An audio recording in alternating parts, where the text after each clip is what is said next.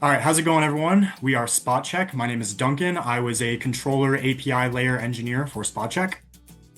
Hey, I'm Indigo. I was working on the back end and testing for SpotCheck.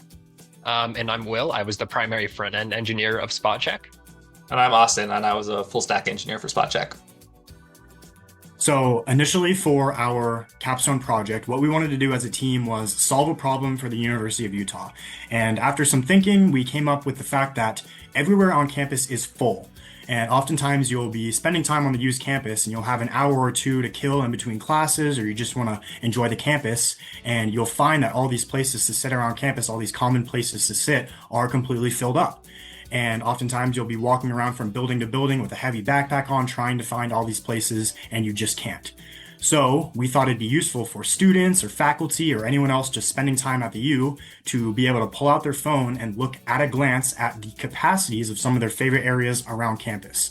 So what we came up with is SpotCheck. SpotCheck is a data aggregate for the current capacities of common locations across the U's campus. And initially this was meant to just be for study spots, but this functionality was easily extendable to things like parking lots, dining halls, and the gym, which all we now service on our app. And this data is gathered in a couple different ways. We have some things we do under the hood, but the main thing we do is live user reporting in locations where our app will ask you, hey, can you report on the area you're currently in and tell us how full it is? And that report will then be recomputed and used for other people using our app. We also have some miscellaneous features we'll get into in a second. And a big focus for our app was to make it lightweight for users and have an ease of use for the users, but get a lot of usability out of it. And now I'll pass it on to Will to demo our app. All right, so this is the SpotCheck app. When you first open it, you'll be greeted with our landing page. The main star of the show here is the list showing various locations around campus. Each item shows you the building, location name, a text description of its capacity, and your current distance to this location. The colors range from green to red, with green being empty and red being full. And as you go deeper into the list, you'll see locations that are very full and further away from you, so maybe you should stay away from there. The list is ordered via our custom algorithm, which takes in user-reported data, comparisons against historical data, and heat mapping to determine which locations are empty and which are full. If you're concerned about how accurate data is, you can tap on any of these icons to receive more detailed info, such as the number of reports in the last hour and when the last report was received. And if you have a specific location that you always like to go to, you can favorite it by tapping the star icon, which will then add it to your favorites and essentially pin it to the top of the list for you, so you won't have to go searching for it every time. And if you have a specific location in mind that you want to find, what you can do is tap the search button. So if, let's say, for example, I want to find the CADE lab in the Warnock Engineering Building, I'll go here, type in Warnock, and then I can see the CADE lab is right there. But SpotCheck is not just for study spots. It supports viewing multiple other types of spots as well. So I can demonstrate this by tapping this button in the top left, which will pop open this modal, which will allow me to select what I'd like to see the capacity of. So I can tap parking spots, which will switch me over to all the parking spots we have and show you the capacities of each of these. This also applies to gym, dining halls, and groups, which we'll talk more about later. But the list view isn't the only way to view spots around campus. All right, by tapping the map button, you'll be taken to our map view of campus, which provides a much easier to digest look at all the capacities across campus. Each of these pins represents a location, with the color representing its overall capacity. And you can tap on these pins to see more information about it. Firstly, you can get directions to the location, which will open up Google Maps, so you can easily find your way there. But the main appeal is the ability to quickly see each spot within a location and the individual capacities of these spots. So this should help users quickly see if a spot is worth going to. For example, looks like the CADE lab is a good place to go. And just like the landing page, the map view also supports searching for buildings, and you're able to switch this on over to parking spots, the gyms, or dining halls. Okay, so we've seen how we can view capacities, but how can we report capacities to give back to the SpotCheck ecosystem?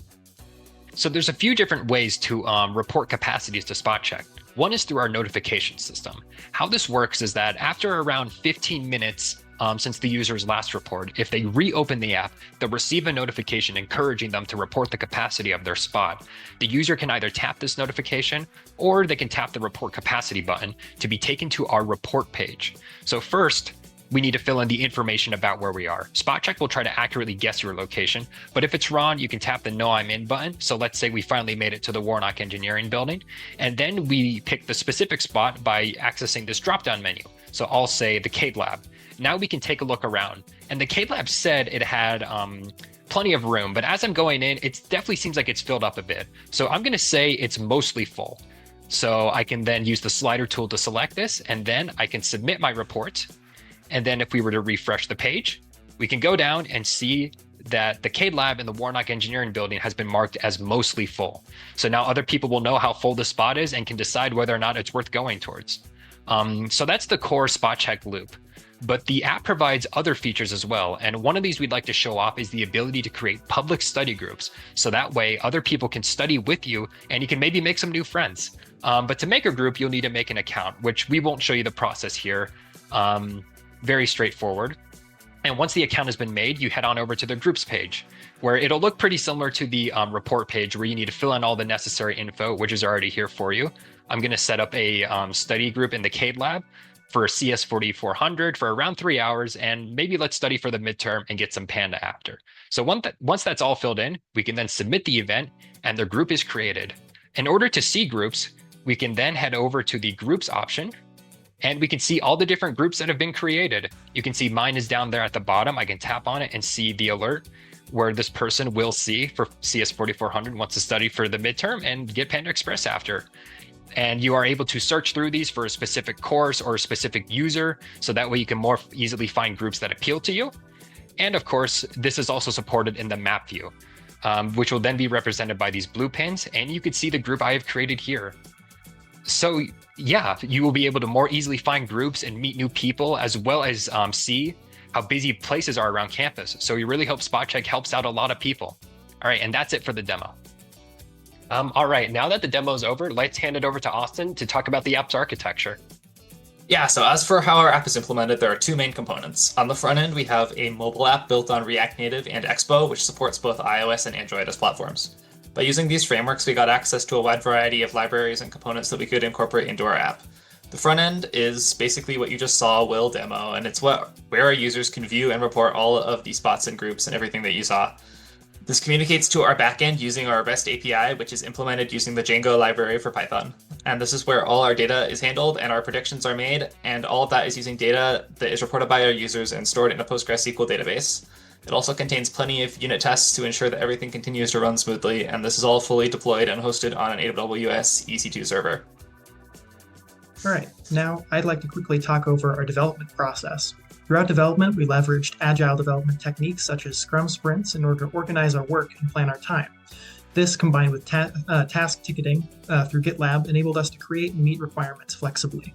To further streamline our process, we created a CI/CD pipeline to automatically test and deploy to production builds. To ensure high code quality, we developed a test suite with full coverage of our server's functionality.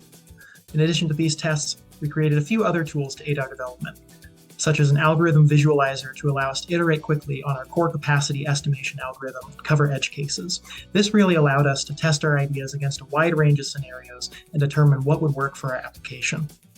Another core part of our process was user feedback, which we use continuously throughout development to determine feature priority and problem areas, as well as finding gaps in existing functionality.